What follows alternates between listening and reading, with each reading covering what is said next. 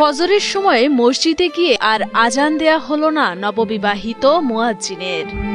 পাহাড় ধসে মাটি চাপায় ঘুমন্ত অবস্থায় প্রাণ গেল মুয়াজ্জিন ও তার ৫ মাসের অন্তঃসত্ত্বা স্ত্রীর। মুয়াজ্জিনের এমন আকস্মিক মৃত্যুতে সেদিন আর আজানের সুমধুর ধ্বনি বাজেনি এলাকার মসজিদটিতে। যার আজানে মানুষ ঘুম ভাঙে এবং নামাজ পড়তে যায়, সেই মুয়াজ্জিন তিনি তার সহধর্মিণী সহ ভোর রাতেই মাটি চাপা পড়ে মৃত্যু হয়েছে।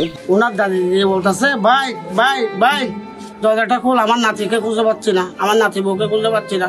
কি হয়েছে কি হয়েছে কিচ্ছু বলে না, পাগলের মতো হয়ে গেছে। পাহাড় এসে ওদের ঠিক বুকের মধ্যে মাটি চাপা হয়ে গেছে।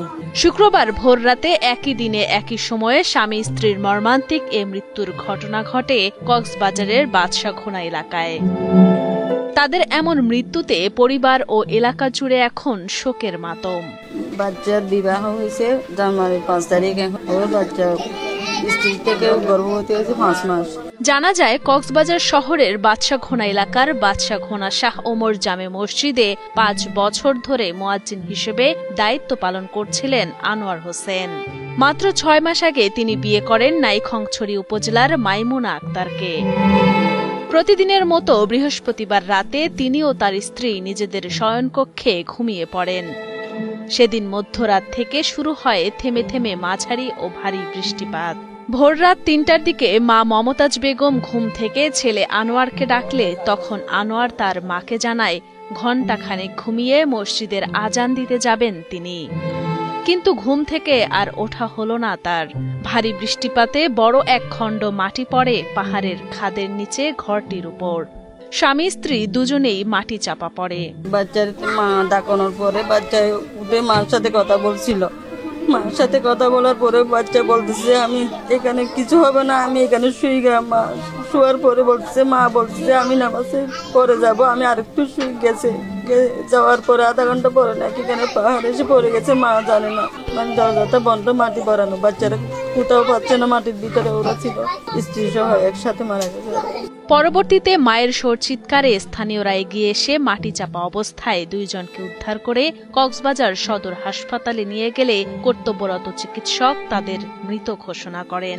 নিকট একটা আওয়াজ, তখন শাসি আসিয়া আমাদের দরজাগুলো ধাক্কা দিয়ে ডাক দিচ্ছে। তখন আমরা দূরে গিয়ে দেখতে পাচ্ছি ওটা মাটির তলে।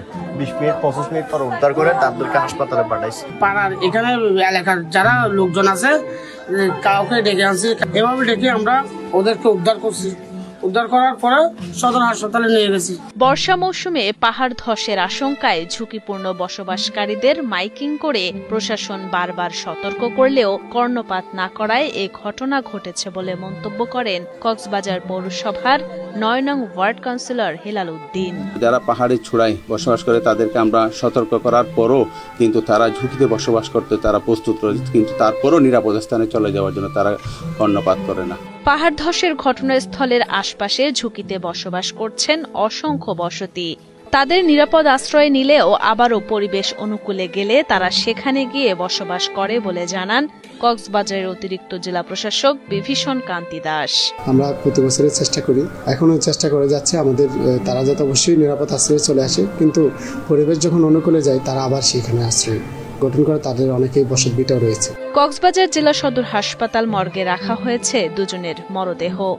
এর আগে গত ১৯ জুন ভারী বৃষ্টিপাতের সময় উখিয়ার রোহিঙ্গা ক্যাম্পে পৃথক পাহাড় ধসের ঘটনায় ৮ জন রোহিঙ্গা এবং ২ জন বাংলাদেশি স্থানীয় বাসিন্দা মারা যান।